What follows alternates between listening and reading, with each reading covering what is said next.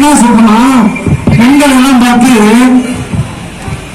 பார்த்து நேரம் போல இருக்குது அப்படிங்கிறாங்க. அவன் புத்தி பாருங்க. இன்னும் புலித்தலை முதற்கொண்டு தமிழகத்தில் அத்தனை வீடுகளையும் கருணாநிதி பேசி நடந்தான். உங்களுக்கு தெரியும்.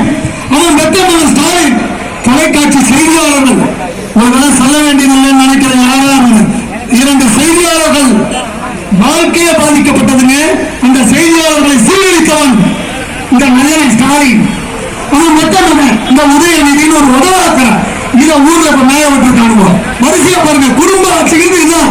இதைத்தான் மண்ணுமே பாரத பிரதமர் கூட நேற்றுக்கு சொல்லியிருக்காரு. குடும்ப ஆட்சியை இந்திய துணைக்கண்டத்தில் எங்கும் கலைக்க வர மாட்டேன். தமிழ்நாட்டில் முதலமைச்சர் சொல்லிட்டாரு, இரும்பு கரம் கொண்டு இவர்களை அடக்குவோம். இன்னைக்கு இவன் பாத்தீங்கன்னா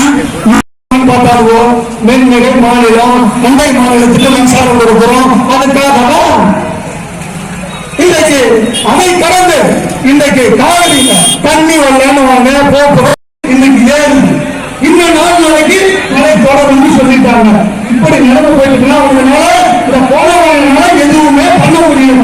எதை தொட்டாலும் எதை பேசுறாங்களோ அது நடந்துருது. அவன் எதை பேசுறாங்களோ அது நடந்துருது. அப்படி தற்கொலை செய்து கொண்ட செய்த அந்த உதயநிதி பெண்களை கேவலப்படுத்தி பேசிய அந்த கருணா உதயநிதி இன்றைக்கு நம்முடைய முதலமைச்சரை பார்த்து இன்றைக்கு கிண்டல் கேலி செய்கிறார் என்று சொன்னால் நீங்கள் எண்ணி பார்க்க வேண்டும். ஒரு முதலமைச்சர் என்று சொன்னால் அவர் மக்கள் தலைவர், மக்கள் போட்டுகின்ற தலைவராக இன்றைக்கு விளங்கிக் கொண்டிருக்கின்றார். ஆனால் அவர்கள் ஊழலை பற்றி சொல்லுகின்றார்கள். ஊழலை பற்றி யார் பேசுவது என்று ஒரு கலை வேண்டாமா? இன்றைக்கு ஊழலுக்காகவே ஒரு ஆட்சி கலைக்கப்பட்டது என்று சொன்னால் 1975ஆம் ஆண்டு அத்தனை பேரும் இங்கே ஜாதி மதமில்லை, அத்தனை பேரும் சகோதரர்கள், அத்தனை பேரும் சகோதரர்கள். இந்த உணர்வோடு தான் அமைச்சர்கள் இந்த மாவட்டத்தில் அரசியலை அனைத்து இந்திய அண்ணா திராவிட முன்னேற்ற கழகத்தை வழிநடத்தி கொண்டிருக்கிறார்.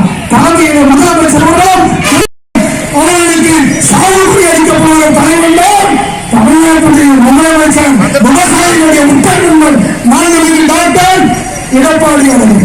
இந்த நடந்து